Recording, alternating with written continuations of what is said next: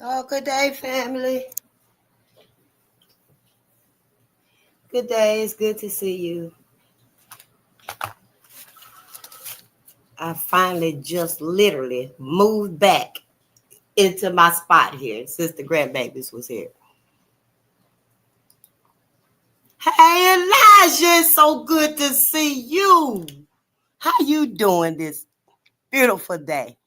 I hope you're having a wonderful day. Good day, one box. Good day. It's so good to see y'all. Black love and harmony, sister face. I know that's right. Our harmony. And it resides with us. Y'all know harmony resides with us. It truly does. I see that more clear than I ever seen it before. Yep, that's why we are the harmonizers of the universe. This universe, the entire multiverse. It's us. Yep. Yeah, white folks ain't never had no harmony, no balance, no empathy and compassion. It missed them. So yeah, thank you for that. I'm gonna keep that in mind also. We're gonna read today. Yesterday, yeah, I had a lot to get off. So we didn't read at all yesterday. I wasted too much time. But we're gonna read today. I ain't gonna take too much time either. I also been studying a little bit more of the Powernomics book. But first, let me get the copyright disclaimer out the way, because I do like to follow the protocol, so to speak. This is just new to me. I want to be able to do this while I can, since I sat here. So myself having my little quirks and stuff, where I be late, I may take a day, I may take a week, in between readings and stuff like that. But this right here, I can kind of, I can do this. Yeah, copyright disclaimer on the 107 of the Copyright Act 1976. Allowance is made for fair use for purposes such as criticism, comment, news reporting, teaching, scholarship, and research. Fair use is a use permitted by copyright statute that might otherwise be infringing. Nonprofit, educational, or personal use tips the balance in favor of fair use. I think I was pretty much on point that time and stuff. I just started to go ahead. Let's just go ahead and memorize it. Once it's over and done with, I won't even have to worry with it anymore. But I will have it memorized. So yeah, we are still in Powernomics, and we've been learning so much. I've been learning so much from this book right here. All of these books that we've been reading, because it's new knowledge for me. Everything from Red Summer to Powernomics to More Black Secrets. I've been learning stuff I never knew. No one ever taught me. I don't think my family ever knew all of this stuff right here. The education system didn't teach us these things. They did not teach us these things. Where I'm from and stuff, we didn't pass down information like a lot of our peoples do now. We didn't pass down information then because of the place that we're at. And it seems, I guess it rises the modicum of danger for people in certain areas and stuff, little small hick towns, and so to speak. So those people without the resources and the tools and the skills to protect themselves, like my people, where I'm from, just said, no, we'll just focus on getting to heaven. So yeah, it all kind of missed me. Everything, all the information did. And that's just to say that, it's a whole lot of our masses in the same predicament, because we would have studied if we were given the right information. If we was given the right information, don't you know, if I had half the information in these books right here, I would have made better decisions. I would have made decisions that were worth being made and stuff. Now, when you make the wrong decision, you still got to choose the right benefit for yourself in that decision. Myself left my mother when I was 16, and I was a teenage mother twice. The best decision in those wrong turns, those wrong decisions I made, fuck it. The best decision for me was to have my babies. And so that's what I did. I'm just saying, if I'd had more information, more knowledge, my focus would have been more clear, more directed towards my people and the knowledge, instead of, because during them times and stuff, you know, I didn't have any knowledge about us for years. Up until that point, I held on to one book that was like that resounded with me. It resonated with me, and that was Roots. But after that book was gone, everything was gone. My focus, my clarity, my direction. I didn't have really nothing to hold on to that was me to keep me away from everything. And the first thing I did when I lost that book, and I was 13, was go out. Went out, snuck in the club with some grown folk where they was at. I didn't sneak in there with them, but I snuck in there where them grown folks was at. Me and my friends did. Mel, I don't know if it was you or whoever knocked on my mama's door. The window, knocked on my window and said, Face, you want to come up here with us? We going to the club. We going to sneak in, girl. And I was like, oh, yeah, let me get dressed. Because I didn't have nothing. I would have been reading Roots. I read the book like 2-3 times, and it was a thick book. 599 pages. I've been asking the ancestors, deliver me my book. Deliver me my book back to me when I was a little girl. But, you know, now I got other books that's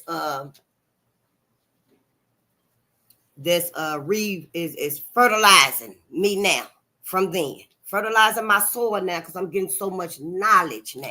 We're getting so much knowledge now. We got to pass it on to our babies, y'all. That's just it.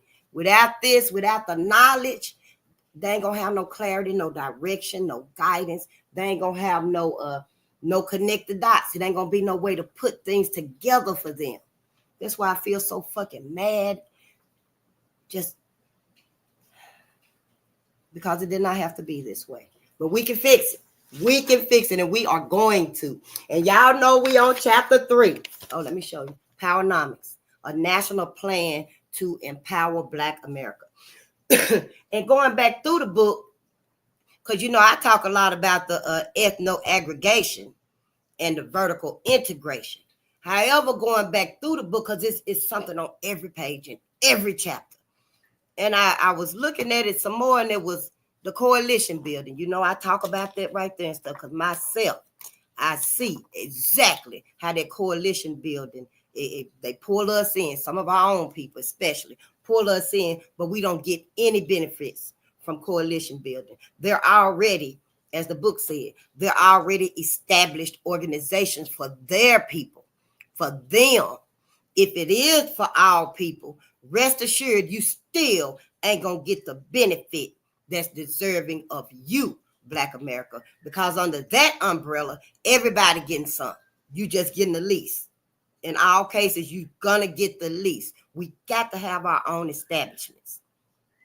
And there were 3 major impediments, 3 major roadblocks, cock blocking, roadblocks, setups, sabotages that stop us. And the first one is maldistribution of wealth and resource powers. That's number 1. Number 2 was the inappropriate behaviors that we have. And under each one of these right here, under maldistribution of wealth, this book explains it. Everything goes to white America. Everything. That's why it's maldistribution. It's not equally distributed among us. Maldistribution. So everything going to white America. From the time that baby born, that white baby born, little big, that baby born, all babies born with big heads. Yep. One of my grandbabies had a cone head until it's shaped down. That's why y'all tell my sisters to shape the baby head. Shape that baby head. But I digress. But maldistribution. Then the second one is inappropriate behavior patterns. You know, we so inappropriate. We fucked up out here. I believe y'all asses would get out here and twerk 24 hours a day. You would twerk while you eating. You would twerk the whole day away. We got inappropriate behaviors. The way we greet each other and speak to each other, all this bitch and hoe and stuff, inappropriate behaviors. Being our babies' friends and not their parents, inappropriate behaviors. We got so many of them. They span the board. It's all in the book. And the third one, y'all, was lack of a national plan. We got to have a national plan. All of y'all allies, All of y'all allies out there, you never thought about us, our national plan, to at least help us, mention it to us, encourage us. That's what your ass was an ally for. That's why we had allies, y'all, to get into them spaces that we couldn't get into. No, to get into them spaces, them motherfuckers got into them spaces and helped them. Help them. Yeah, we got them. We got them with us. They with us now. Yeah, we come here now for reparations. We come here on their behalf for reparations. We come here on their behalf for a housing and stuff like that. But it really ain't the full benefit for us. Some look up and get in where they done went into them loopholes and claim they setting up some, and then the bulk of us don't. We don't, because when they got in there, it's always something. Well, we could do it this way where it don't benefit everybody. It just don't. Ask their asses. How did you go into them loopholes and still came out with nothing that's beneficial to us as a people? Because we need our own. We need our own establishment, our own organizations. Dr. Claud said that when white America tell other people that they're inferior, they can't get it the way they want it, the way they know they need it, they go build their own. They go build their own shit. It's us. We tolerate it. All right, well, I can't get this, then I'll take that little bit over there. And that's how we've always been. Well, it stops now, right here with me, because I'm just learning about it. When you learn about these things, you don't have time. We ain't got time, months, weeks, years, decades, to decide and to go along with it. And then all of a sudden, yeah, I'm jumping on board with it and stuff. That's wasting time. That's wasting time. We need a group vision. It was 4 other things also he mentioned on another aspect, the keys to empowerment. Blacks, we need the right combination of skills. Y'all, we're going to have this together. Where's my notebook? Because since I just started going back to the beginning, oh, yeah, I just found a new notebook. So we went over the 3 major impediments: maldistribution, inappropriate behavior, and lack of a national plan. And then there's monopolies. Was the man Charles R. Geist? Oh, Geist. Charles R. Geist. Well, he came up with, and I guess he brought the idea of the monopolistic system, which was, it was inherited from common English law. And that's where the Brits, they granted patent letters to merchants and, people that's doing business and stuff like that, but not to common people, not to regular people. So these monopolies, that's just stuff out of my hair. These monopolies that are set up, you got like a natural monopoly where it automatically off the top, as soon as a white woman realizes she's pregnant and it's known and documented and stuff, automatically it starts clicking in place. All of this generational wealth, it starts clicking in place for that baby, for that child, that white child. So they come into the world with these gifts and these perks and these distributions that are taken away from other people, namely us, because we talking about Black America here. That's all I'm here to talk about is Black America. As far as other people and stuff, how much did you get? What did your ass get that you shouldn't have had? Then we have collusive monopoly. That's where everybody decide to come together and, work on it and stuff. And they block you out.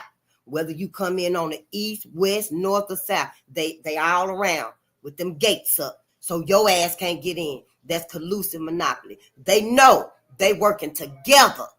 However you come in, your ass drop from the top, all of them sooner cover over. So you can't get in Black America. That's collusive monopoly. Then you have shared monopoly, where they all just come together, bombarded together and stuff. Yeah, and they hold back so you can't get in. It's real premeditated. How they doing this is strategic. How they doing this is intellectually out of our capacity, because it's not the norm for us. That's why it seems like it's so confusing, so complex. Say that again. I put everything in writing so I can get a visual of it. We learn different ways. However we learn this stuff, go with it. Go with it, because that's your key. Then, there's been 3 major phases of the monopoly building, y'all. The first one, I didn't write down all of them. No, I didn't. Or did I? Maybe I did. The first one was in like the colonization of America. That right there was one of the major monopoly building for wealth and power, because that was when the Europeans and the English, they formed and held on to the natural monopolies in like land ownership, slave trading and stuff, so that they could control all of that. The second one was the founding fathers. Oh, I guess that's with the first one right here. Oh, then there was the Navigation Acts in the 1760s, and there was other laws and tariffs.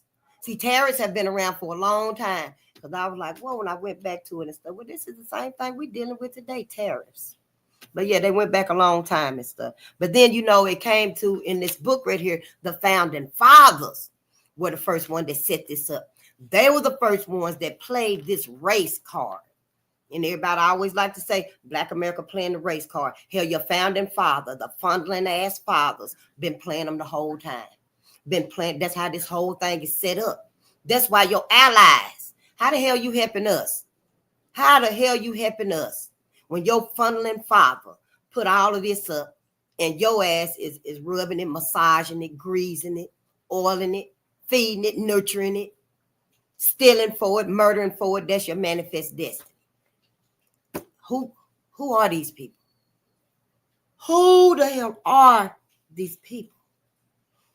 Between that and this, the conniving, the manipulation, the destruction, devastation. Number 2, y'all, the inappropriate behaviors. That right there, it stops us. The inappropriate behavior, it stops us immediately, right then and there. Soon as you soon as you get to calling each other bitch, please, and stuff, you already know you ain't finna create shit. You ain't finna create a dance, a song, a meal from scratch. Your ass ain't finna create nothing, because y'all already working for the other team by downgrading each other. Dr. Francis Cress Welsing said that we the only ones that do that. We the only ones that do that. And when you hear other music doing it and stuff, they coming off our vibe to us. If they get to that point of doing it, they ain't gonna be calling each other bitches and hoes. They're gonna be calling your black ass bitches and hoes. It's orchestrated. The social etiquette, that's another inappropriate behavior. How we get out and take others' side before we take ours. You'll set your ass right there and eat, grovel your motherfucking ass off with everybody else, and see your brother right over there ain't even got a biscuit or a motherfucking drink, and you happy with it. You with your friends and stuff out to eating and stuff, and you don't want to give your own people some appreciation, some gratitude for doing you a service and your friends. But see, that's part of it. The inappropriate behaviors, whether you know it or not, all of these things work against us. All of them do. I see it all the time. You avoid blackness. That's part of another social etiquette. You won't go where it's all black people working and building and creating for black people. No, you won't go there. You won't go there. You rather go where everybody is building. And everybody gonna get something but black people. It's all part of the social etiquette. Like white ice is colder. Remember when Dr. Claud went into that analogy? And it was true about the black man. And it was 2 stores or 2 little grocery things. They had the little ice outside, the little ice thing. You just go out there and grab your bag of ice out of it. And mostly like down south. And the black man went over to the brothers first to get it. That's where he went. That was his first choice. But the machine must have not been really cold, because the ice bag had some water in the bottom of it. Some of the ice had melted. His black ass, instead of getting 2 bags of ice to make up for that little bit of water that melted, his black ass put the ice back, went across the street, and got the ice from the white man. He got it out and looked at it and got the ice. So they must have asked him, what's the difference? Oh, the ice is colder. The ice is colder. So that right there is another one. All that right there is social etiquette, and it's under inappropriate behaviors. The third impediment, no plan for empowerment. Where our plan at? Where's our plan at? And I do remember years ago, I was having a conversation with someone about a national plan. It was about it. I was on my way to joining, I think. Or maybe I did. I remember now. I might got some information still. I'm going to look in my boxes and see if I still got some information on the national plan. Maybe it's a total different one. But we're going to see when I find it. But anyway, for this national plan for empowerment, we need 4 skills, y'all. Just 4. It's only 4. Appropriate mindsets. We can't do this if you're worrying about other little babies and other groups of people and their elderly folks and their mental health, their physical health, their bills and their necessities. You can't do it like that. It's not going to work. We got to have an appropriate mindset for us, Black people. I'm not here for everybody else. I'm here to help heal and fix Black America. What's wrong with us? Who did it? That's the only reason I'm here. Mentioning other people and stuff is just me giving my views on their motherfucking asses within the mix of all of this and how it pertains to them from how I'm looking at it and my experiences in life and my people experiences too. The second one is a clear direction. We need to know exactly where we're going and why. We need to have that clear direction or your ass gonna end up back there in Dragon's Den with Sabrina or Karen or Ken. One of them. You're gonna be with all of their asses. Probably a few of you. And it's gonna seem all right because it's gonna be more than one, but it ain't all right because you're in the wrong place. We got to have these combination skills. We got to have a sense of group self-interest. We can't be about ourselves. You can't be about yourself. You can't get in there and look at what it's gonna mean so you can get this and you can get that. And it's got to be about the group, the collective, the Black collective. It's got to be about our masses. We got to have these combination of skills. And last, we need a competitive group spirit. We got to be the cheerleader, if you will. We got to be the cheerleader for Black people. We got to put forth all that effort, all our energy, all our time, all our money, your resources, your thoughts, your ideas, your creations, everything. It's got to go to the group. It's got to go to the collective. Those are the 4 combination skills that we need. Then we read about distorted perspectives and out of the box thinking. We read about following the majority. The empowerment mode that we need, it'll power us up, y'all. This right here. This national plan to empower Black America. That's the power. That's the engine. Dr. Claud done built the engine in his mind. And he done put it in a book for us. He done put the engine. You ain't got to put the engine together. All we got to do is hook up the hoses to that motherfucker. That's it. That's all we got to do. Number 1, the 4 tools for the empowerment mode we would need to power us up is the empowerment culture, a group vision, the paradigm of ethno-aggregation, and the paradigm of vertical integration. And we've been reading about those right there. I've been talking about those because they're ethno-aggregation and vertical integration. It really resonated with me. Ethno-aggregation is just where we put all of our love, all our resources, your money, everything, your tears, your sweat, everything. We're going to put it together. Just put it together. And vertical integration is where it just goes to the top. It just goes to the top because within all of that we put together is resources, it's knowledge, it's skills, it's everything we need to get to the top and stuff. So that's going to lead us to chapter 3.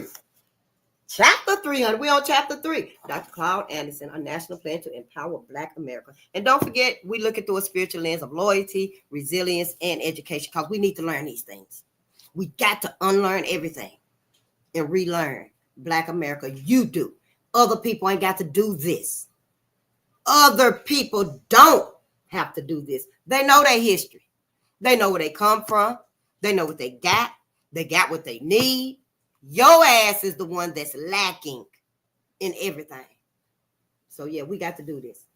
But I digress. Chapter 3. Y'all be saying I digress because I don't like I digress. I don't like that bullshit. I digress. So yeah, that's what I mean when I say that. I'm not mispronouncing and stuff. Although I have been stuttering over it a little bit. But yeah, I just don't like it. I don't like saying what they motherfucking asses say and stuff all the time. Chapter 3, building competitive communities. This nation will be colorblind when whites proclaim their black blood like they proclaim Indian and European lineage.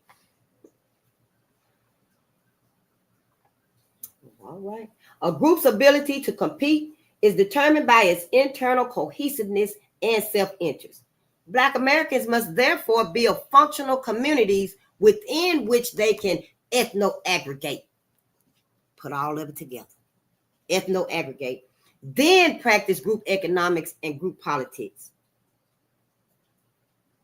A functional community can best be defined as a grouping of people who come together and organize for their own self-interest rather than misdirected altruistic interests. You get that right there? A functional community can best be defined as a grouping of people who come together and organize for their own self-interest rather than misdirected altruistic interests, which is what that coalition building does. It's misdirected. It directs us to help others, not us. It directs us to help others and not ourselves. Not only does that, it ups their percentage and everything. Building our own communities will allow Black Americans to become economically and politically competitive.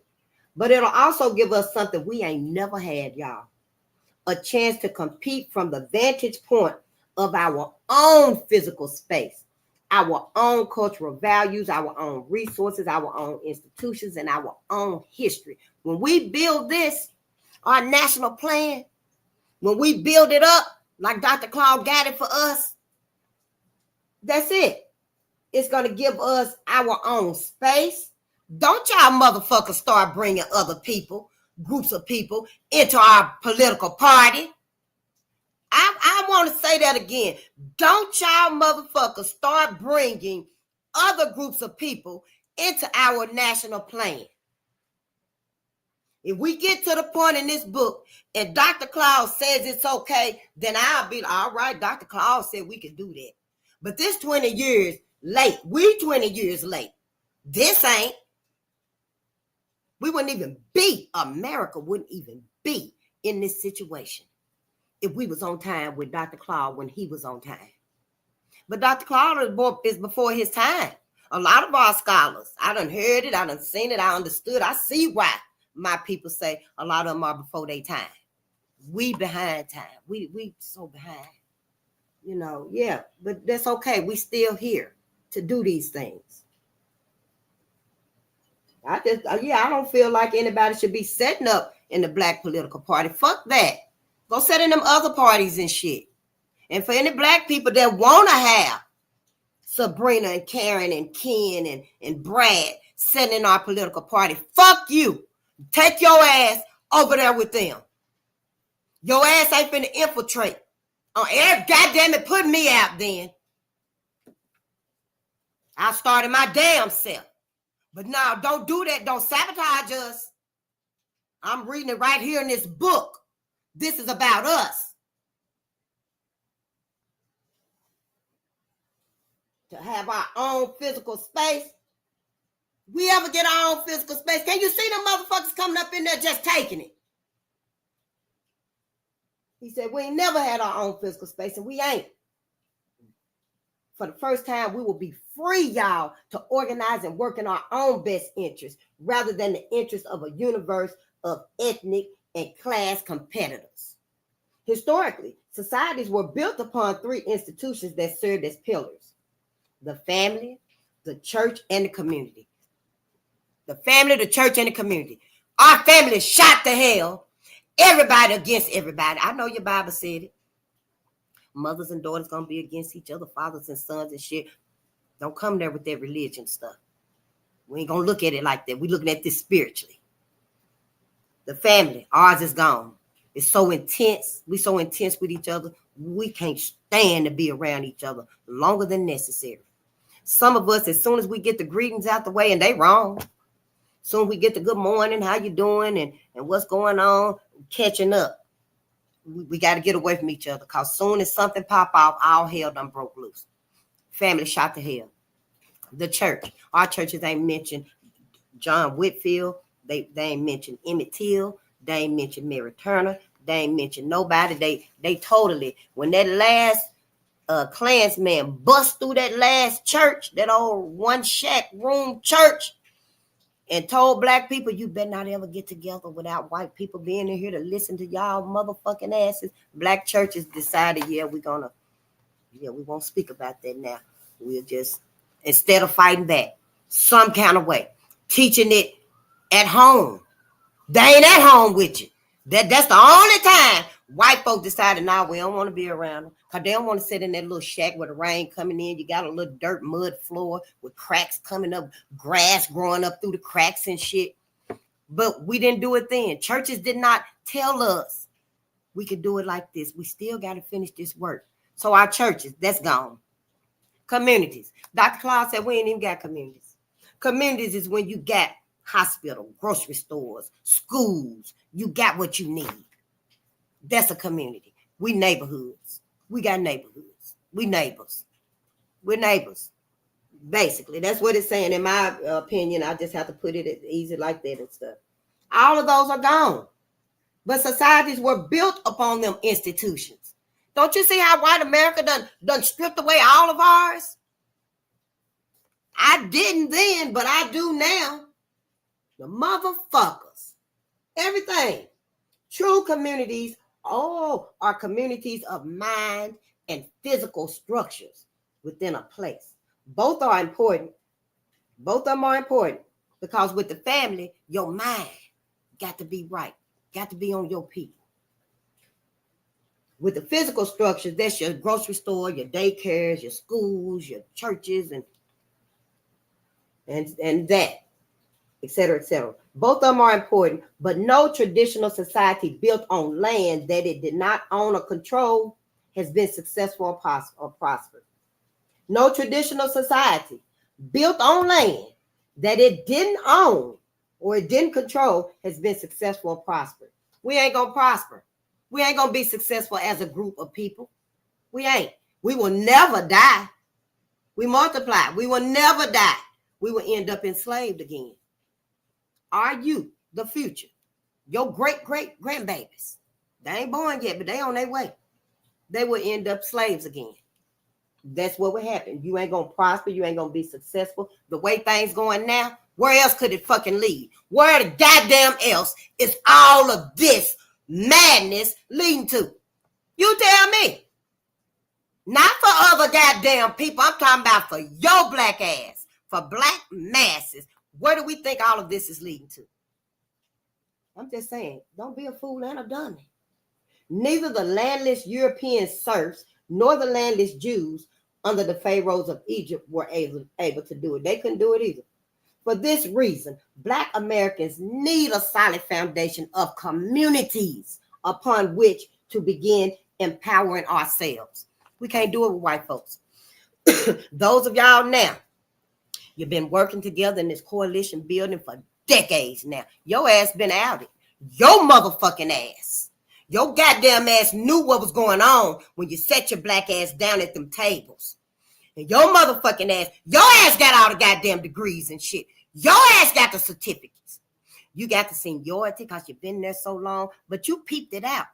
Your smart, intelligent ass, see, you got a big brain too. Your ass was sitting in them rooms with them, black folks, and you were peeping out what they were doing, but did you get your black ass up and start organizing and building the same motherfucking tools you seen they ass using, stripping away from us, holding back from us? No, you set your black motherfucking ass there and let it happen. That's what black America did. Y'all goddamn asses are some takers. Dr. Randy Short, go to his channel, subscribe to it. Angry Black Men's Book Club. Y'all goddamn asses some takers. You're some motherfucking, you better be happy with what you done took so far. You better be happy with what you done took so far. But I digress, because like Moses, we must begin to build physical communities and maintain a strong sense of community. Y'all black asses can't get in. Your motherfucking ass, y'all asses is infiltrators. You goddamn traitors. You motherfucking sap-sucking bootlickers is what you is. You ain't allowed on this. You ain't allowed on it. You got to start from the very back. Them skills that your ass got right now, you better teach it from the back.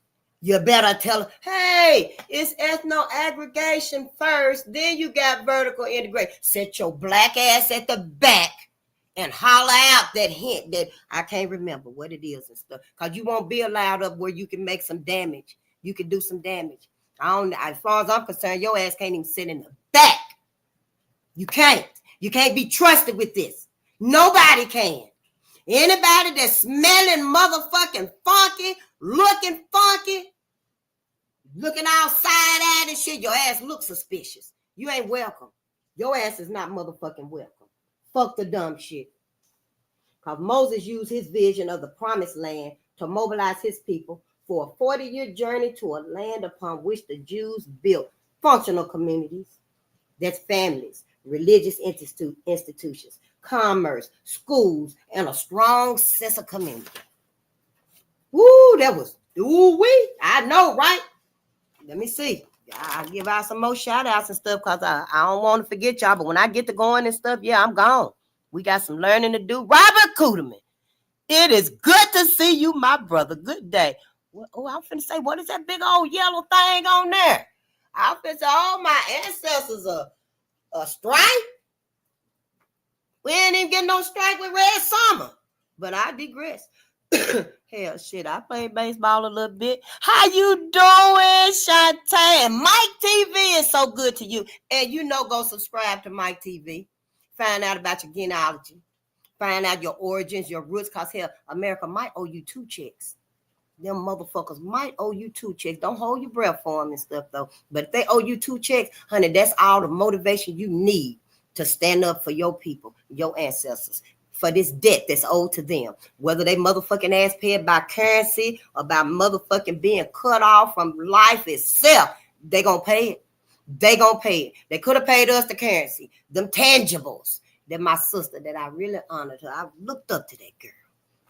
Used to talk about brilliant sister. Somebody done swayed her motherfucking ass, but they could have paid us in that currency. They could have. Now they got to pay Mother Nature with that ass. They sure do. Mother Nature finna take it out of their ass. Yep. That's why I want to take us on the information statement, but you were not. You were hot to get on the phone. I got a new number now. I have to give it to you. Yep. Oh, Robert, my gardening it's stunted a little bit, but I'm starting over again. And my okra out there, honey, they like 4 inches tall. Yeah, I got to put them in some soil and stuff. I got different soil. Y'all, when you start your garden and you use seeds, once you get them stems and stuff and it's time to replant them, go get you some potting soil and potting mix. Because the seedless soil is only for the seeds. I know I must have missed that part. But yeah, I'm still working at it. Don't stop working with your garden. Let sister know when the leaves turn brown and stuff, it's probably getting too much sunlight. Get it out of the direct sun. Only certain ones like to be in direct sun.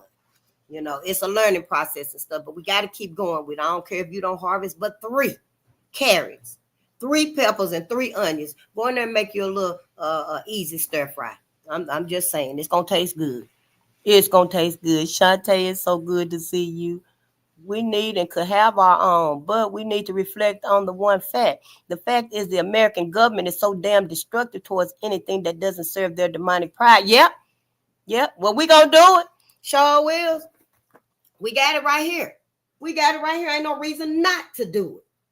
Fuck the dumb shit. Ain't no reason not to do it. Our people been fighting for reparations for a long time. If just to support them, I'm going to get in. I'm going to get my black ass in it. Vernon John said, if you see a good fight, get in it. Just because they've been fighting it. That's reason enough. That's reason motherfucking enough to help our people. We need a black political party. Who the fuck been saying and teaching us, stopping us, don't want to talk about it, ain't gonna work, do it any goddamn way. What you got to lose? Hell, your motherfucking ass, we know your ass ain't gonna sit down at the round table we built. We know your ass ain't gonna sit down at it. So shut up. Those of us that feel like, oh, it's useless, it's worth it. That's why we're in the motherfucking situation we in now. Because y'all motherfucking ass always thinking it ain't gonna work. We know white America ain't gonna give us nothing that's gonna help us. Motherfuckers. But I digress. Boundary lines, the new color line.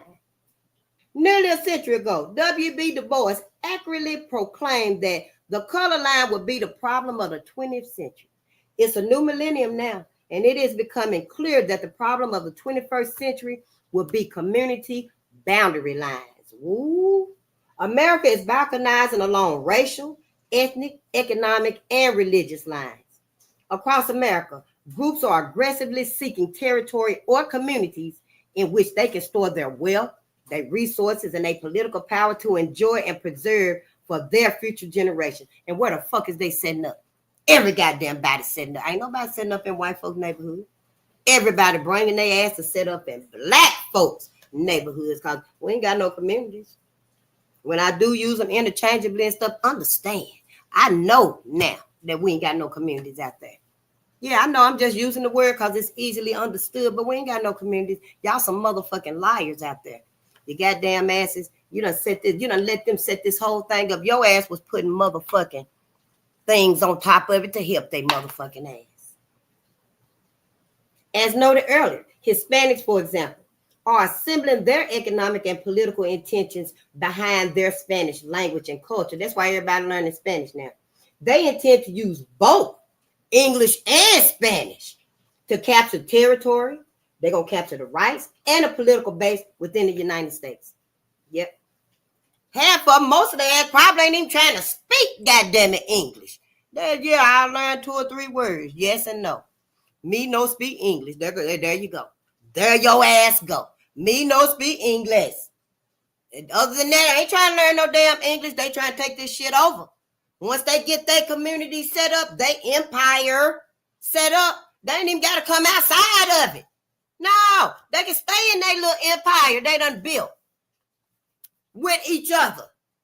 Done bought up all the homes, all your stores, all the empty buildings, boarded up and stuff all across the country. Done bought that shit up. It's theirs now. It's theirs now. You better get your ass on the ball. Yeah, honey, they're going to use English and Spanish to do this. The practice of seeking territory for communities will intensify as more and more people from around the world immigrate to America. Honey, baby child, the practice of seeking territory for communities will intensify as more and more people from around the world immigrate to America. Yes, honey. And look at us now. We 20 years behind, remember? Look at us now. Every goddamn body's here. I'm still having culture shocks when I see another group of people. And I have to, wait a minute, is you them or them? Everybody here now. And everybody want that territory. It's black territory. They ain't gonna readily start setting up in white folks' communities, but they will. Oh, yeah, they will. White America, your motherfucking ass is falling, goddamn it. You thought you were doing something, your ass finna be. Your ass might be the one under the bottom rung. Under the bottom rung. The only way everybody would have been equally okay taken care of, like in the other, where is it where everybody, even the homeless people, got a little home. Jobless people got an income coming in. Everybody is safe, fed, taken care of. They healthy. Everybody.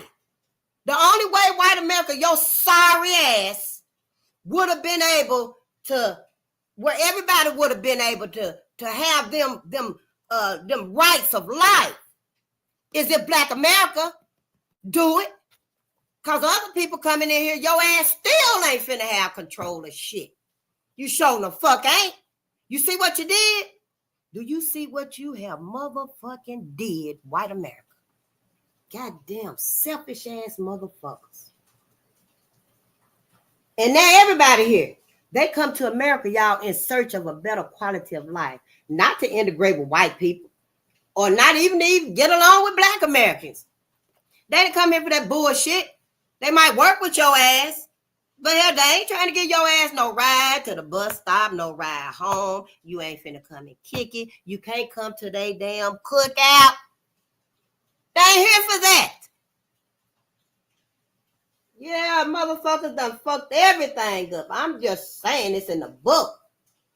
Honey, they coming to this country to get ahead economically and to find wealth and fortune. Remember the gold rush? I learned about that a little bit. I don't know who was rushing for it. I know it wasn't black folks, though, because we didn't get nothing. But the gold rush, and in California somewhere, and everybody was coming all over, y'all, to get that gold and stuff. That's how it is. Everybody just rushing here for that wealth and that, yeah, economically and politically, they come here for that fortune. That's the only reason they came here. They commit themselves to competing with any and all groups of people, economically and politically, on behalf of themselves, their family, and their native countries. Yeah, a lot of that wealth and fortune that they accumulating here because your black ass ain't paying attention to shit. They getting all your goddamn perks and abundance and prosperity, honey. They using it to further build themselves up here. And you know they got a percentage now. A whole lot. And they send that back to their native country, to their peoples and stuff. That's what the fuck is going on. So, in a word, goddamn it, they using your black ass. You don't know a goddamn thing. Taking care of themselves here and over there. Sure wills, honey. That's what the fuck is going on. Typically, their initial destination is close to or it's within black neighborhoods. They have learned from official and unofficial sources that they can find great opportunities in black neighborhoods. Everybody tell them, oh, no, you don't want to come and sit up over here. You ain't going to have much traffic. People going to keep going. We got our gardens and stuff. The best thing for you to do is go to the black neighborhoods. Find some empty stores and empty buildings and stuff. Even if it's a house, you can take that house and turn it into a church or a mosque or whatever they call their churches and stuff like that, cathedrals and shit like that. You other groups of people I'm talking about. He just said, people tell them, unofficial and official sources be letting them know. You go to the black community, black neighborhood and stuff, you can find houses, stores, schools, anything you want, everything you need. That's why we see their asses moving in one at a time. 2 at a time. Now all of them, hell, all of them gonna soon just come in and just buy up 4, 5, buy up that whole side right there. Y'all asses scattered across the street here and there and there. They ass got all of that sold up. You know it's only a matter of time before they come and swoop through and take the other side from your black asses. Yeah, it's all a big motherfucking setup. Within black neighborhoods, ethnic immigrants expect to find the least expensive housing, lax enforcement of laws, and regulation and little business competition. See, they know. And then they tell them once you go over there and stuff, honey, you ain't got no competition. They ain't got no money. They ain't got no guidance. They ain't got no direction. They ain't got no unity. They ain't got no money. They ain't got no efforts. They ain't got no group interest. They ain't got nothing. Go over there and buy up everything. And that's what they do. Yep. White folks think that they being safe by letting them, telling them, and pointing them to go over there to our communities, our neighborhoods and stuff. Yeah, but honey, so many here and stuff, they can't help but expand into white communities. They can't. What else the hell you gonna do? You gonna start building up airplanes and shit, flying cars is finna be up there. I'm just saying it to me. Within black neighborhoods, ethnic immigrants expect to find the least expensive housing, but they charge us so goddamn much for rent. Lax enforcement of laws and regulation and little business competition. They also find readily accessible consumers, government assistance, easy access to elected officials, and employment opportunities. Though they are aware of the crime problem in black neighborhoods, the advantages outweigh the disadvantages. They find territory and build communities, baby. Sure do. Your ass ain't scaring no goddamn body but yourself. But yeah, keep all of that beastly, that wanna be savage like white folks. Keep all that thugness. Cause your motherfucking ass is finna be goddamn it on the outside. Your goddamn ass ain't finna be standing on these corners. Yeah, that's what he said. The advantages outweigh the disadvantages.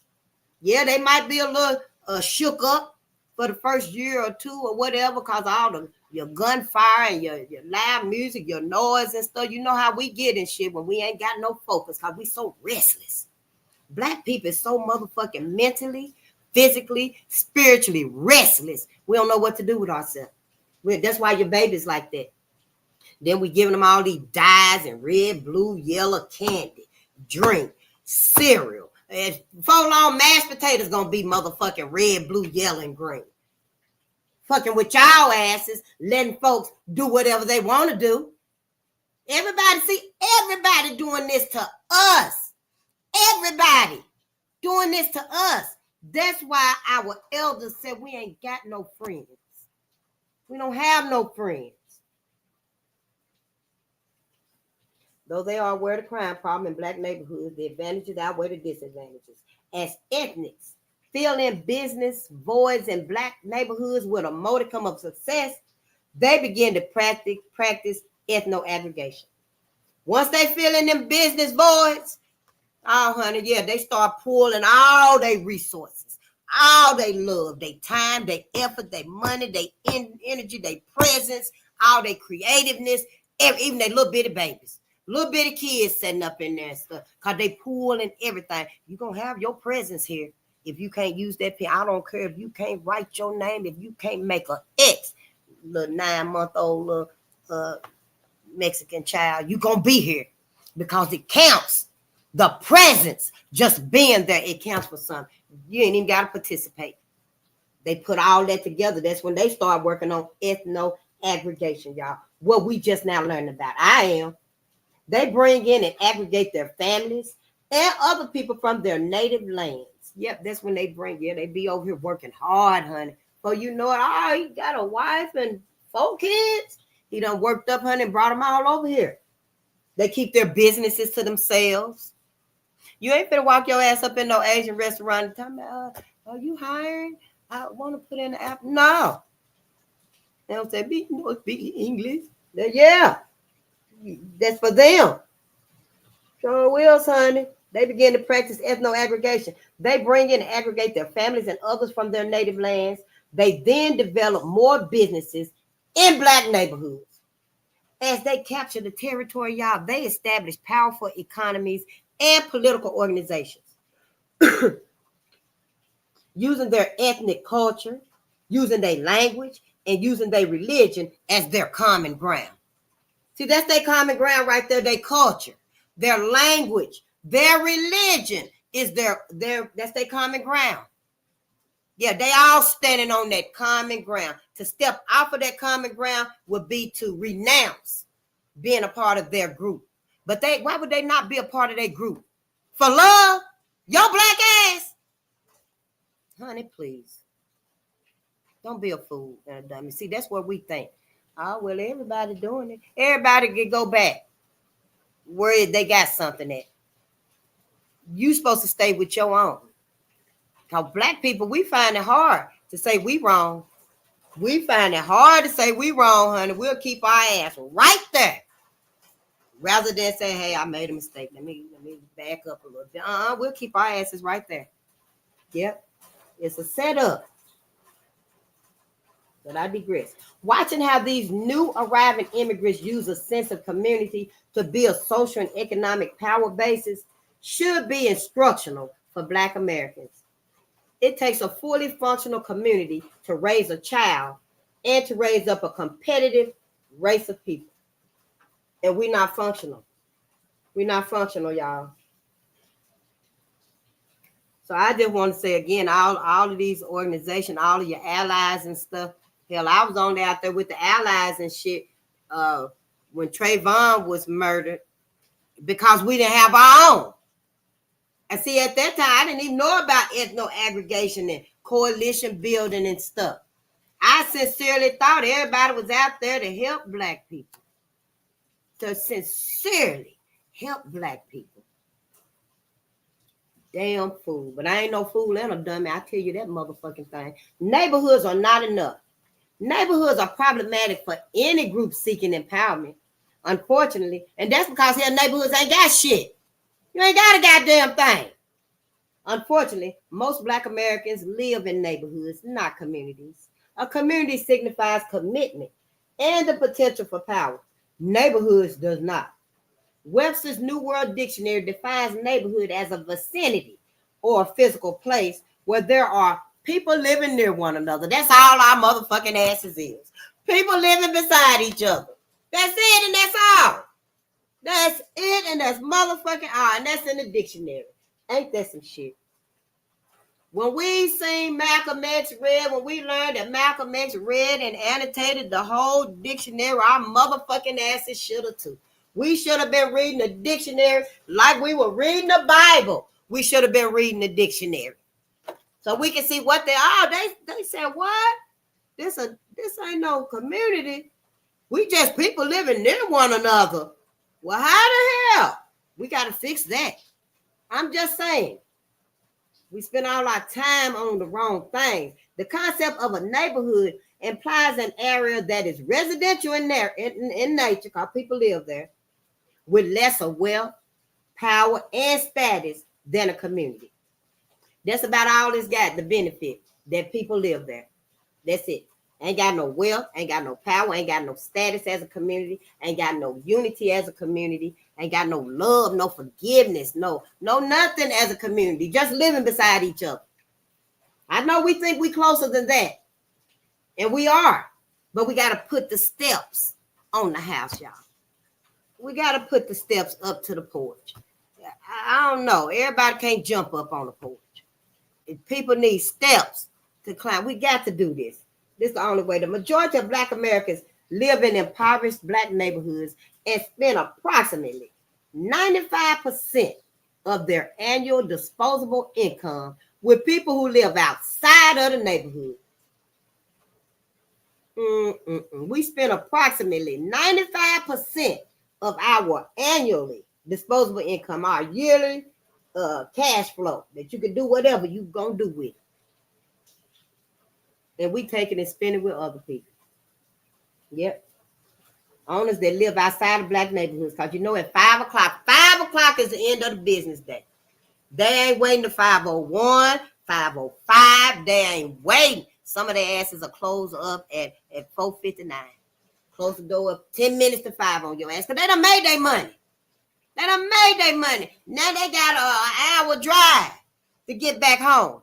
So yeah, they don't live in our communities and shit. They just set up shop in the communities and stuff. Yep. It is impossible for any large population or neighborhood to be self-sufficient on only 2% of its income. By spending its disposable income in other groups, businesses, and communities, Black America impoverishes itself and impedes the growth of functional communities. We impoverish us. We steal and take away from us. We sacrifice from ourselves. And we help them. They able to grow.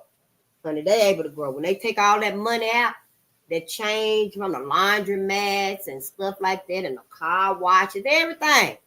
Honey, when they go get that money out of that goddamn car wash, they're like $500 or more, depending on how big that bucket is. I'm just saying here, that's what they get. That's how they set up their stuff. They laundromats. Honey, when they go through each one of them washing machines and pull out that thing with all that change in it, honey, that's they go right to the bank with that. Right to the bank. Bam. Every day. Every week.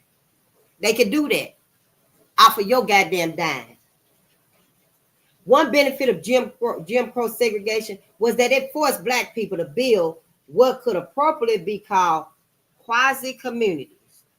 Unlike neighborhoods where people simply live in the same area during Jim Crow segregation, Black Americans were unified with a code of conduct. They lived together because they had the same interests and needs. But equally as important, they trusted and depended on each other. From the Civil War to the end of the Black Civil Rights Movement in the 1960s, Black people successfully built a vibrant culture, marginally competitive schools, Black churches, personal service businesses, and a professional class. Though they were small in number, these community assets produced jobs, y'all, as well as products and services for Black people. The desire for integration caused Black people to abandon their businesses, We abandon our communities and our culture and our code of conduct. That's why we out here acting like goddamn fools for white folks. Black Americans' need to be accepted by white society was greater than their need to be accepted by black society. He said black people's need to be accepted by white people, it was greater than our need to be accepted by us. That's why I say we can't see our lives without white America. Y'all can't. Some of y'all motherfuckers can't see your life without waking up not seeing white America. Turn on the TV, there's nothing white on TV no more. Go outside, ain't no white folks out there. The goddamn snow is even blue now. I'm just saying. You can't see your life without white people in it. You've been bamboozled. They done tricked you. They done got in your mind psych. And you're going to have to get them out of there. You're going to have to eradicate that white mentality, that white existence that lives within you. And you can't get rid of it. You got to start learning. The only way to get out of that is knowledge. You got to start learning. Everything. Neely Fuller said everything. You must. Everything. Today's neighborhood no longer qualify to even be called quasi-communities because they no longer have a network of black businesses or a group code of conduct. Today, black neighborhoods are primarily where the majority of black people just eat and sleep. They do not embody the criteria for a functional community. Consequently, black neighborhoods are typically referred to as ghettos, urban areas, inner cities, or they are sometimes identified by terms such as the hood. These broad, ambiguous terms signal the dependent, non-competitive nature of black geographical areas across the country. So when people decided we're going to go to America buy up us some land, this is the right time right now. And they were deciding these things. Well, when they look at it and they see urban areas, inner cities, they know that's where to go. That's the code word where to go. Because ain't no competition there. Woo. Developing a true sense of community. What is a sense of community and why is it important? A sense of community is a collective thinking, seeing and behaving as a we, not as a me.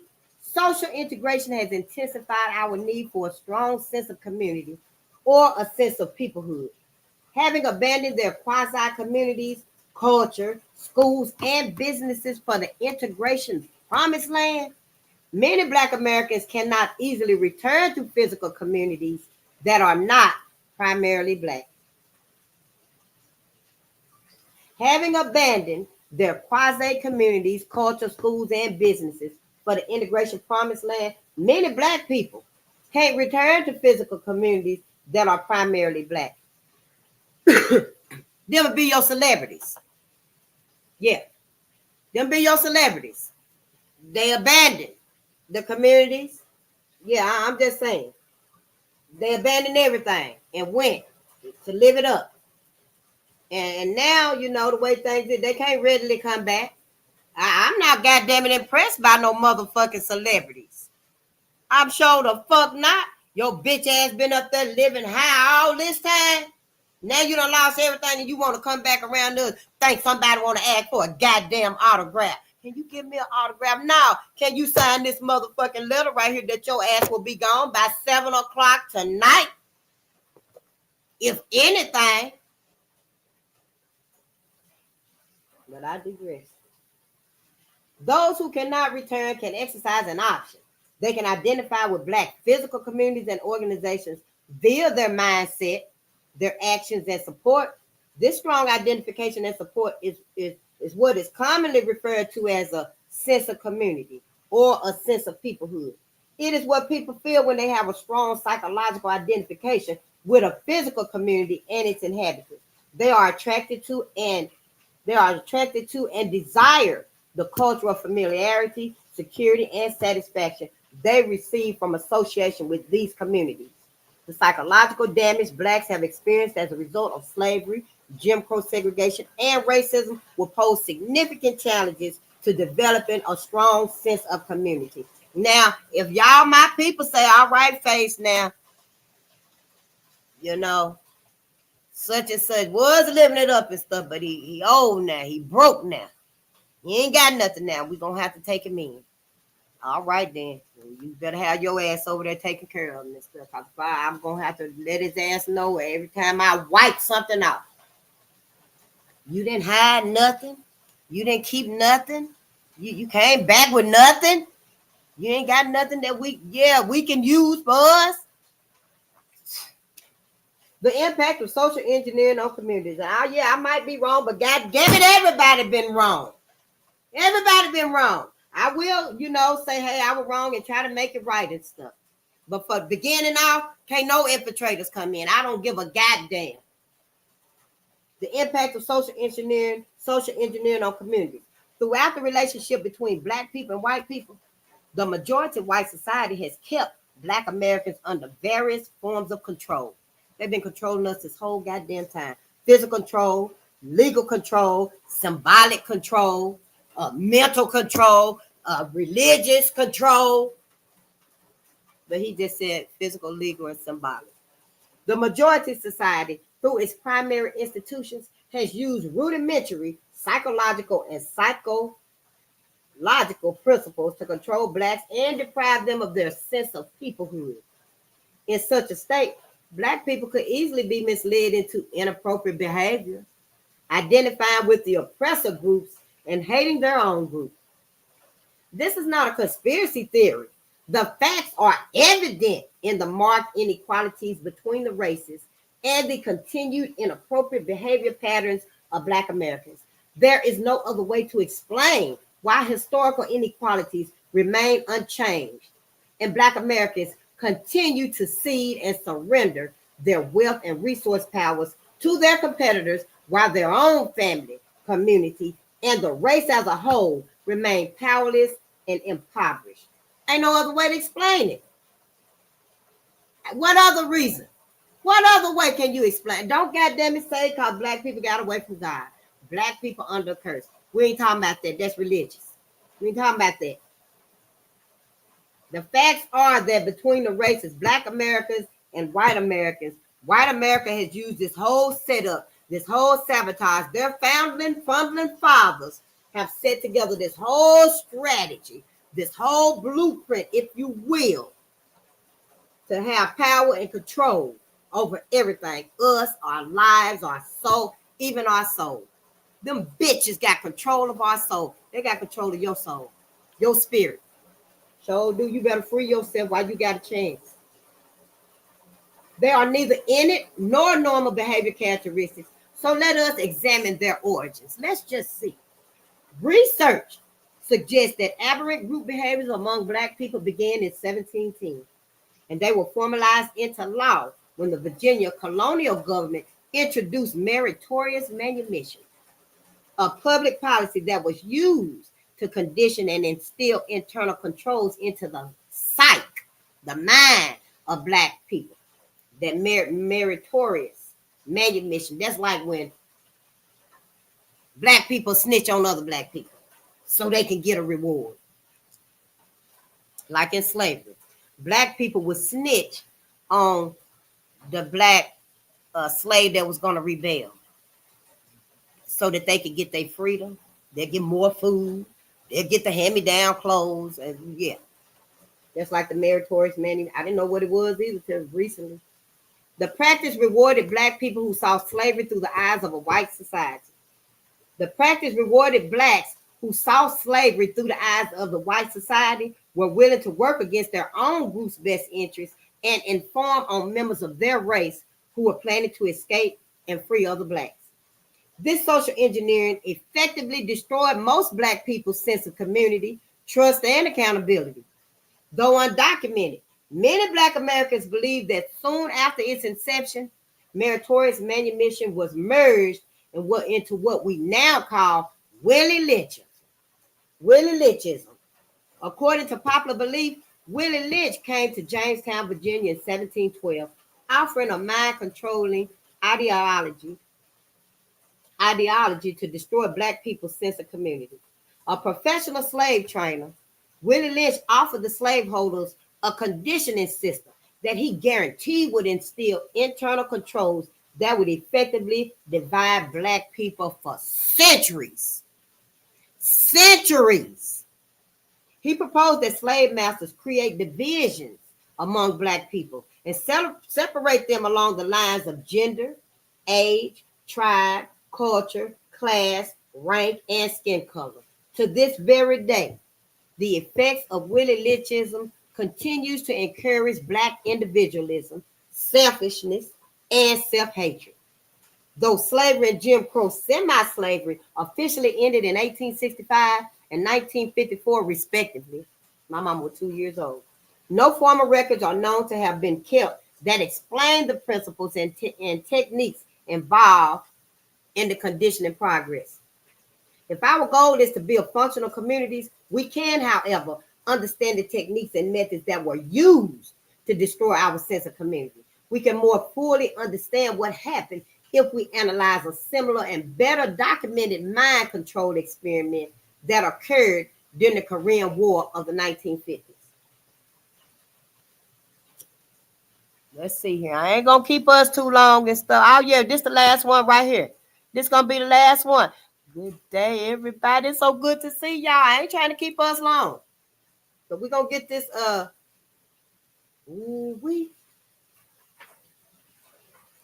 yeah, it might be one more after that because it's still about meritorious manumission. The whole thing is gonna be, perhaps. So yeah. Meritorious manumission versus brainwashing. Both American soldiers held in North Korean prisoner of war. Both American soldiers held in North Korean prisoner of war, the POW, prisoner of war, camps during the 1950s and enslaved Black people were psychosocially and psychologically manipulated in parallel ways. The Communist North Korean army and its Chinese consorts used brainwashing on American soldiers. Slavery used conditioning. The biggest difference between the two systems was the extreme physical cruelty of slavery. The biggest difference between them two systems was the extreme cruelty of slavery. Both systems were designed to tear people apart. Slavery literally tore Black people's bodies apart. In many ways, communist brainwashing was a combination of meritorious manumission and Willie Lynchism. It is a sophisticated form of re-education that operated like group therapy run in reverse. But unlike group therapy intended to bring people together, communist brainwashing and meritorious manumission were designed to drive people apart from one another. Because once your ass done backstabbed me, you backstabbed my uncle, and when it told the master that he was finna escape, and slaves were sold, babies were beaten and killed because he was a father and stuff. So now we can't be together again. You can't be part of this community again. We will never trust you again. That's what happened. And that was part of the division. Although the sellout felt like he was going to be okay from now on. He probably felt like I can go on and live off to myself and stuff. I can have what I need, get married, have babies and stuff, and I can get, become a part of Black collective somewhere else and stuff. But once you've done that and stuff, you pretty much are outcasted.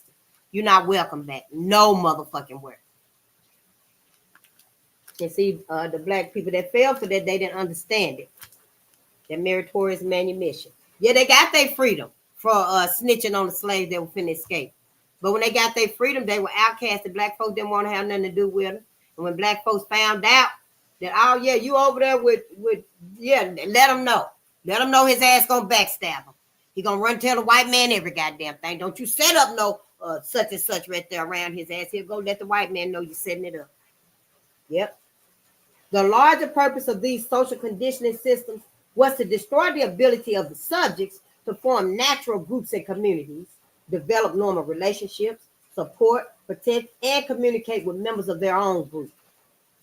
Table 2 offers a brief comparative analysis of the brainwashing of military captives in North Korea and China over a 3-year period and the meritorious manumission policies, the Willie Lynchism, imposed on Black people for several centuries. The table compares the similarities between the goals, the similarities between the psychological principles, between the rewards, between the punishments, and the resulting behavior changes that happen because of this.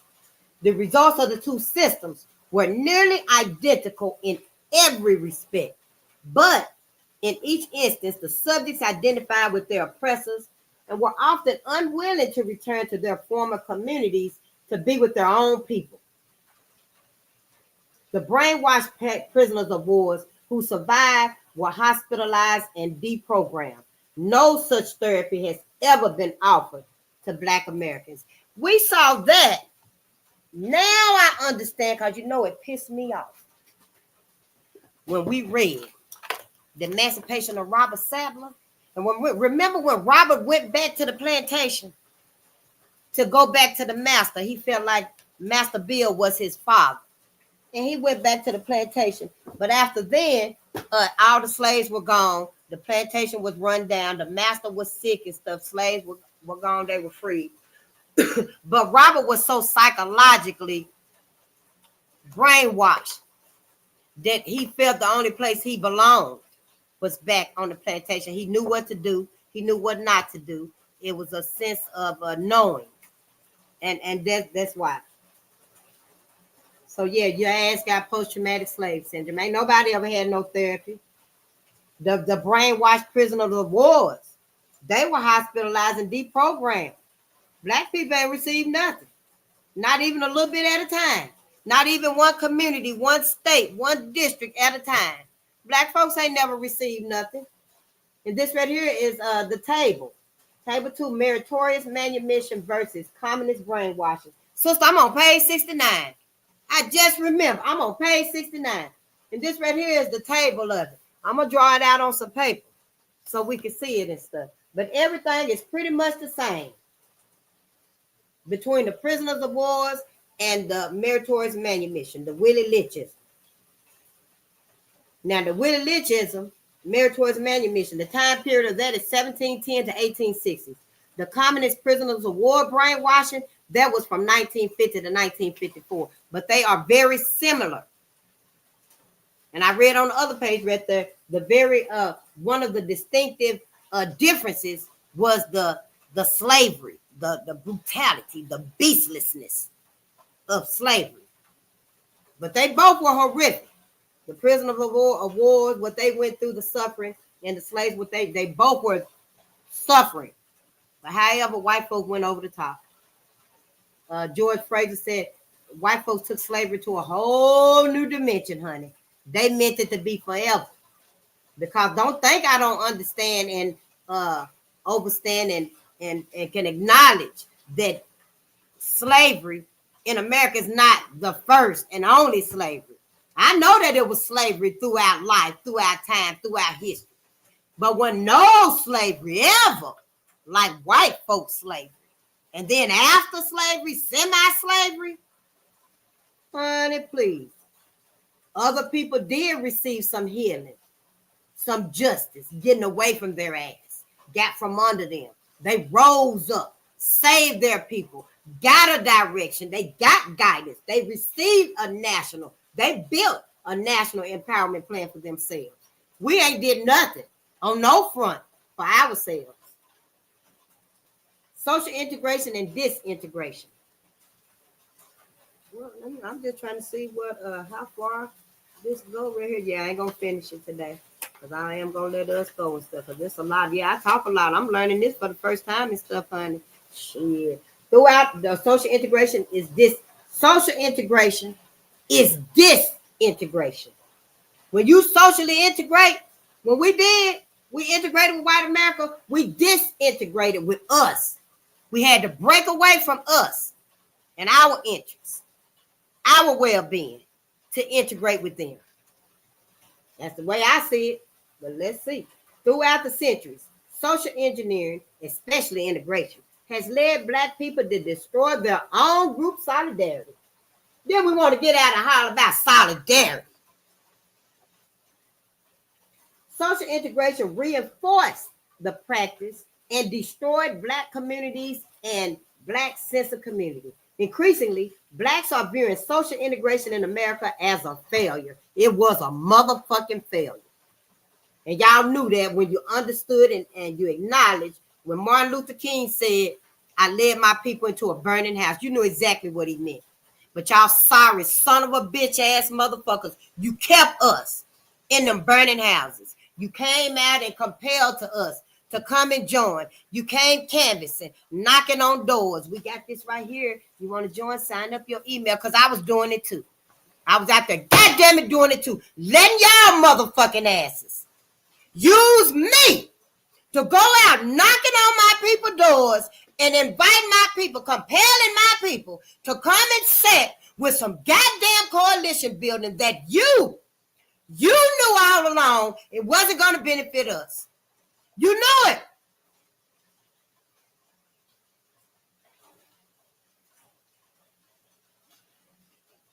But I digress.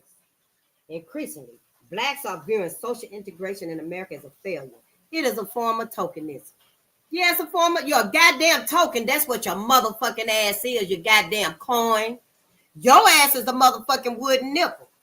Your ass is a goddamn wooden nickel, and don't nobody want your ass.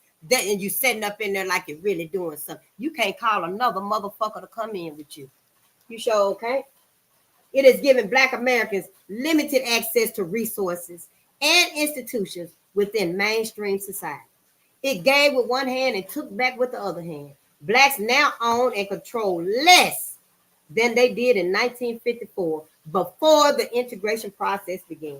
Black people gave up their own businesses, educational systems, institutions, political leadership, gave up our culture and our quasi-communities. By comparison, approximately 90% of all the Asians, Arabs, and the Hispanics in America immigrated within the last 30 years, following the end of the Black Civil Rights Movement, and have economically surpassed Black people.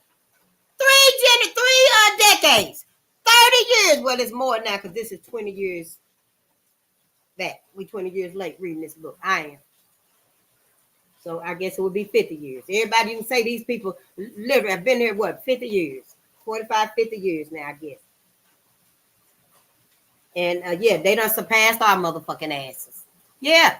I mean, what other people would just hand over what they got? Just give it all to them. Oh, yeah, let's just give it to white America. Here, let's give it to them. Who but us? Man. And then, yeah, I understand we've been lied to, misdirected. We've been misled. I ain't mad at us. I ain't mad at you, Black America. If you've been doing the right thing, you on the right path, and you for your people, you love your people. I ain't talking to you. I ain't talking to you.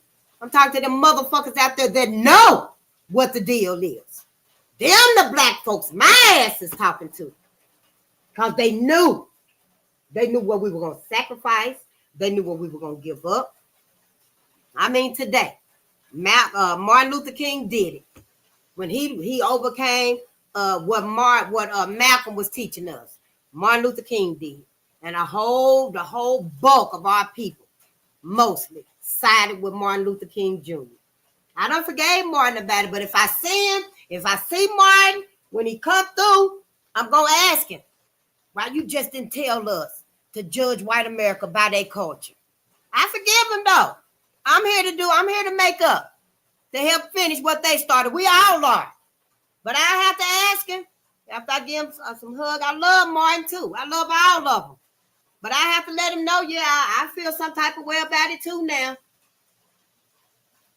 Sure do. I don't know if Martin gonna be like, well, Face, I can fix it all right now, Face. And he touch every last one of y'all asses just by doing like that right there. It touches y'all. I don't know how he gonna do it and stuff, but if I see him and he come through, I ain't gonna be scared of him. I'm gonna ask him. Because we need it. When they finally show themselves to you, Black America, it's because your ass is at the crux. You might be close to the crossroads, but you ain't moving. You just standing there. You don't know what to do, which way to go. Should I go with white America? Should I go for Black America? I'm just gonna stand right here. So when we see them and stuff, it might be because it's time for them to push your motherfucking ass over there with Black America.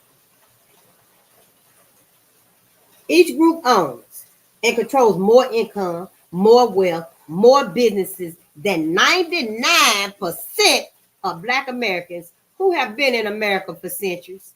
They own more than your goddamn celebrities and your athletes and stuff. They own more than they motherfucking asses. Why y'all thinking they so much? Why your ass thinking they so goddamn much, they ain't shit either. They ain't boycott all they goddamn ass. Don't play nobody around me.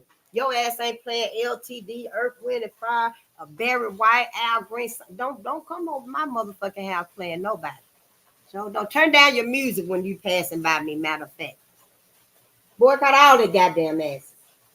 Show wheels, honey. Fuck the dumb shit. But I digress. The civil rights movement and social integration opened the nation's doors of wealth and power to everybody except for Black people. The civil rights movement did that. And social integration opened the nation's doors of wealth and power to everyone except Black people.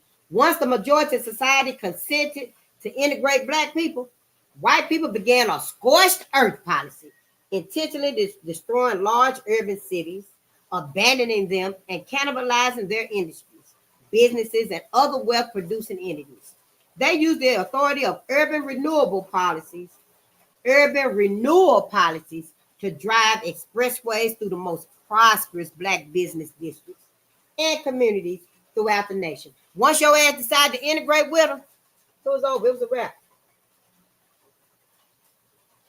They used the authority of urban renewal policies to drive expressways through the most prosperous. Remember that family that was trying to fight the government, the state, because they were trying to build that highway right through their community?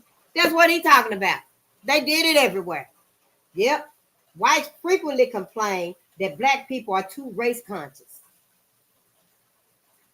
In fact, their inappropriate behavior patterns indicate they have not been race conscious. Sure do. White folks saying you're too race conscious. But honey, we ain't been enough race conscious. Sure ain't. When integration destroyed Black business communities, Black consumers commuted to white suburban malls and started spending approximately 95% of their annual disposable income outside of their own communities. When integration fucked up everything for us, instead of us refocusing and rebuilding, we took our Black asses right on over there to Northtown. Goddamn it, down there to the Mall of America. You took your motherfucking asses to all of these shopping centers, living it up after you. Oh, it's so beautiful and clean. Oh, they let your ass in then because they want that money. They know now, they got to spend somewhere. They'll come here and spend. That's why they market it out. How to market to a Negro. Yeah, set your asses up real good. So did. So yeah, you go and you spend all your money with them. You know, that's why you ain't got nothing. Your ass walking around looking like a goddamn billboard. Think somebody want to talk to you and shit. And then the other days of the week, you dress regular. Because that shit costs money. Hell, by the time you done stacked up your money and every day of the week, you can wear name brands. Hell, you old now. Your ass limping with a goddamn cane and a walker. I'm just saying. Because it costs money. Them $40,000 purses and shit, that shit ain't gonna look good on your ass and shit, sis, when you bent down like this and can barely hold yourself together. Yeah, all of this was against us on purpose. The majority of society has forced Black people to bear the burdens associated with integration process.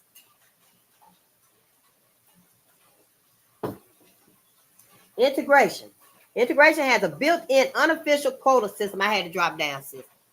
Integration has a built-in unofficial quota system of 5 to 8%, sometimes called the tipping point, to ensure that Black people will always be your powerless ass, a non-controlling minority in white communities, white businesses, white schools, and white public offices. Once the Black percent reaches 5 to 8%, white people become fearful of losing their majority status and their control over Blacks. Honey, once you get up to 5, 8%, white folks get scared. Yeah, that's when they send in the daughters. They send in Becky to get your black ass. Yeah, get in there, Becky. You got to take one for the team now. Yeah. Have babies by him. Keep his ass neutral until he too old to do any goddamn thing. That's why they'll stay with your black ass here until you're in your 50s and 60s or what have you. Because you ain't got no more fire in you at that point. Your ass just like a wet ass sponge. You ain't got no fire in you no more. You ain't got no passion for your people no more. Yep. They sell their homes. They move their businesses and transfer their children to all white schools and stuff. Cause some of them like, no, I'm not gonna do it, Dad. I'm like you. So that, well, let's just move in. So that's why you got some of them that okay, and you see the interracialness and stuff, and some of them like, nah, well, my daughters, they too good for that shit. They said, no, they ain't finna be with no black man anyway. That's how it, in my opinion, that's how it is. Typically, a situation where white people are the majority and black people are the minority, that's described as racial balance. They figure that's racial balance. It's balanced out equally. Because white people are more. You got white people, more white people living over here. And you got less black people living over here. White folks see that as balanced out. If it's more black people than it is white people, they feel some type of way. Yeah. But they didn't feel that goddamn way when they had more slaves on the plantation than they funky white asses. They didn't feel that way then because, see, they had control over you. They had control over your mind, your body, your spirit. They could control you. You couldn't eat, you couldn't pee, you couldn't nothing without their permission and stuff. Social integration co-opted blacks into practicing individualism rather than group solidarity and group competitiveness. Individualism is the perfect ideological weapon to defend the group privilege that each generation of whites inherit over black people. Individualism gives what appears to be a reasonable explanation for black underachievement. Furthermore, it provides a responsive and neutral justification for opposing any compensatory or preferential treatment for blacks, while protecting the political and economic group interests of white people. By ignoring racism, individualism maintains the racial status quo. It argues that emancipation, integration, affirmative action, or even reparation for blacks are wrong because government would be called upon to support the rights of a group over the revered rights of individuals. Table 3 shows the placement of blacks in terms of group competitiveness and consciousness. While white Europeans, Americans, and black people are individualistic, Asians, Middle Easterners, Americans, and blacks are, while white Europeans, American, and blacks are individualistic, Asians, Middle Easterners, and Latins practice groupism, stressing solidarity, working together for the common good of the family and the community. You see how they done motherfuckers set you up, Black America. White America did all of this. This white America fault. White America did this. And so right here we have table 3, the categories of competitiveness. I'm going to draw all of them out right there because I need to understand how they work. Table 3 shows that if any group is out of its place, it is Black America at the bottom of column 1. Right there. Black America. Due to social conditioning, Black Americans view the concept of individualism through the eyes of European white society. You see your individualism through the eyes of white people. Yeah, you avoid blackness. You avoid blackness. Anything to do with blackness, you avoid it. You focus on your individualism, on you coming to the top. See, white America okay with that. That's what they want. We read in one of those books that as long as you focus on individualism, you can become famous. You can become wealthy, rich, a millionaire. You can have a big old mansion and all that good stuff. You can. You can obtain those things for you, but you better not try to do it for Black America. You better not try to do it for your people. Because when you start to do it for your people, then that's when you become a problem. And a whole lot of black folks is some motherfucking sellout for letting it be that way. Them bitches ain't sent nothing back home. Motherfuckers. And they got it. This put most blacks at odds within their own group interests. All of the population groups in column 1 are considered white folks. And that's column 1. Is this? Wait a minute now. He mean on the other one. Ooh, I want to go back to it and stuff. But we gonna go to it. I'm gonna write it down. I'm gonna have it on some paper and everything. But all of the asses is considered white folks. Yep. Except Black Americans. Black America mistakenly placed a higher value on individual achievement and merit as opposed to group achievement. We surrender our competitive advantages to group-oriented immigrants who enter and dominate Black business areas and outcompete Black people for jobs and education and social opportunities. Black America will continue to suffer a double loss, losing out to groups identified in both column 1 and column 2. As long as there is a gap between the ideology and the reality of our predicament. Our value is misplaced. We should not be in the individualistic column. We will remain outside and underneath the European white societies until we develop a coherent group orientation and identity. When Blacks act as individuals rather as a group, it is easier for the majority society to control and manipulate them. They can manipulate your ass because you just for yourself. It also brings comfort to white people because it lowers their fear of Blacks as a group competitor. Blacks are further misled by our celebrity culture. In our celebrity culture, the status assigned to popular Blacks gives the illusion that Black people are judged and accepted based upon individual achievement rather than the acceptability of the group and community to which they cosmetically belong. Woo! Yes. We're going to pick it up tomorrow with elements of functional communities. Elements of functional communities. Honey, all of this, white America set all of this up against y'all, against us, against my mama, my grandmama, my granddaddy, all of my daddy.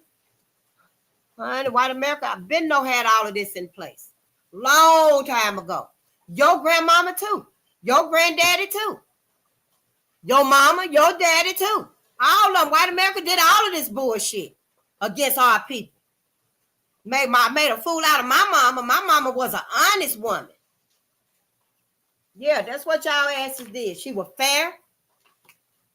Right today, my mama still would be fair. Even with all this right here and stuff, she would. Sure would. But I digress. That's it. We done reading for today. We're going to read some more tomorrow. I'll just go ahead and process this so we can be able to retain it. I'm be thinking about all this today because I need to memorize this. I need to commit this to memory. I need to learn this so that when I'm out and about and stuff, I can be able to explain it to my people. Don't come asking me to join no goddamn coalition buildings because now I know. Now I motherfucking know. When I see y'all asses out, come and join this and that, you better be talking to white folks. You better be talking to other folks because if you talking to Black folks, I'm finna let Black people know we need to be building for us. They already got their goddamn establishment. We need to be building for us. That's what I can do. That's all I can do. Because all this misleading and shit, it ain't right.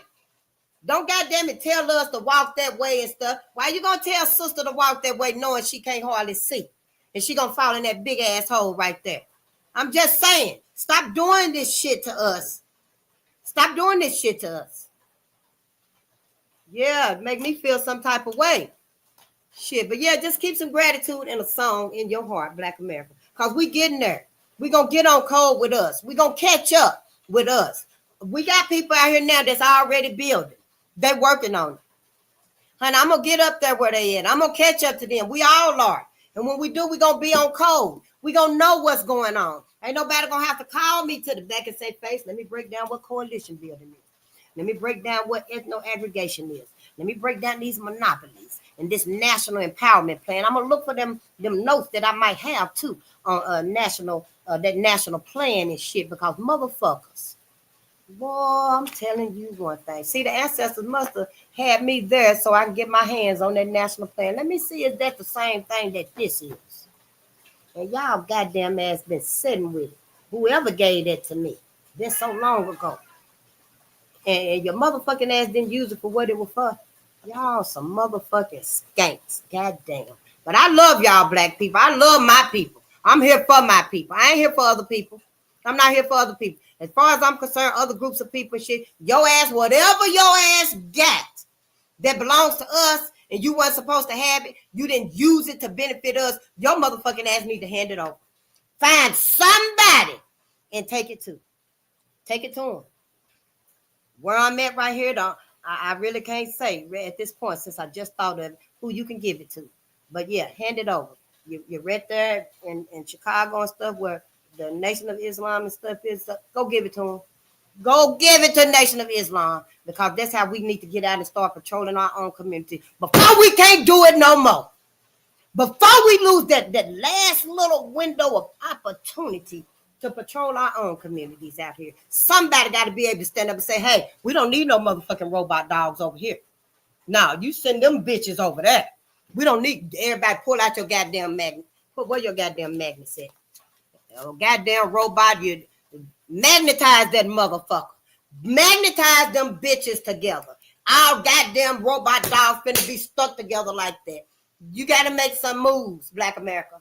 Somebody. You got to get up here this last window of opportunity and do something before we have motherfucking Sophia funk ass, because them robots going to be stinking too out here in our communities. This is it.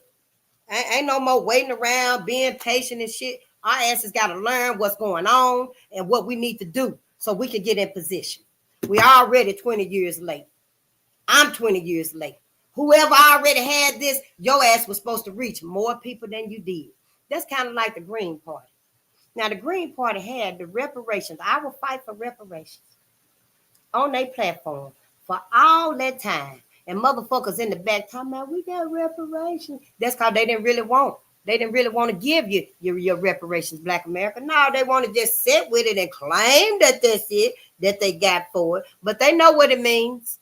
They know what it means when you get that reparations and stuff, honey. That's going to be a bag for you. That's going to be a whole lot of healing for you. A whole lot of resources for you, Black America. So that's why they never did want to come out and just say it. Hell, when I voted, Kanye West got more votes than the Green Party did.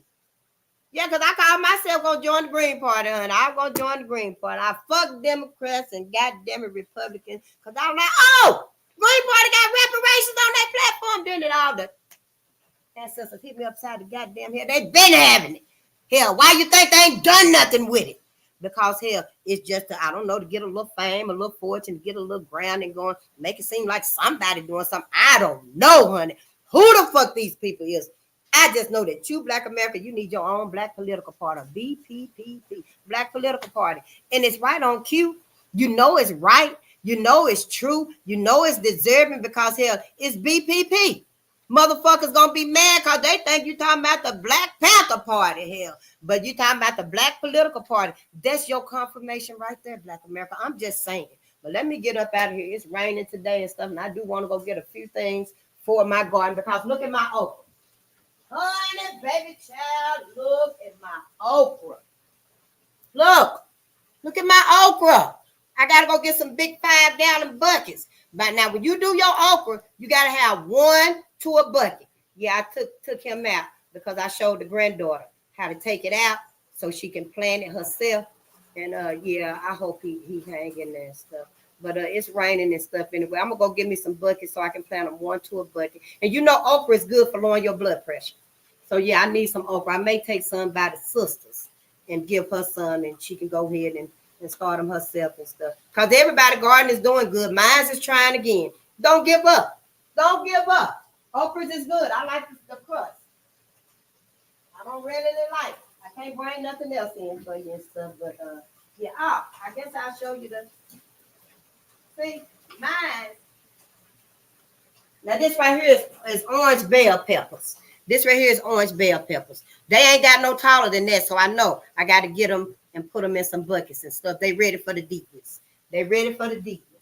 So yeah, you just keep working on it. Don't give up. I'm not gonna give up on my garden either. Fuck goddamn it, Cub Foods and all this and shit. I got my own goddamn salad here. I got my own goddamn salad. I'm just saying shit. But I love y'all. I love you to life and afterlife. And you know this, you know, we gotta love each other and love on each other and stuff. That's all. Yeah. John Lovell. Trump is fed. I don't know. I want to know hell. What is Trump? Yeah.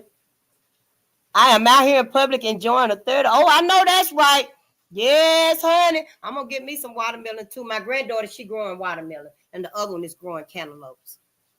So we'll see how it goes. It might just be a little baby watermelon and stuff, you know. I'm not really in the area where you got good sunlight like you got and stuff, but we gonna have some little baby melons, I guess.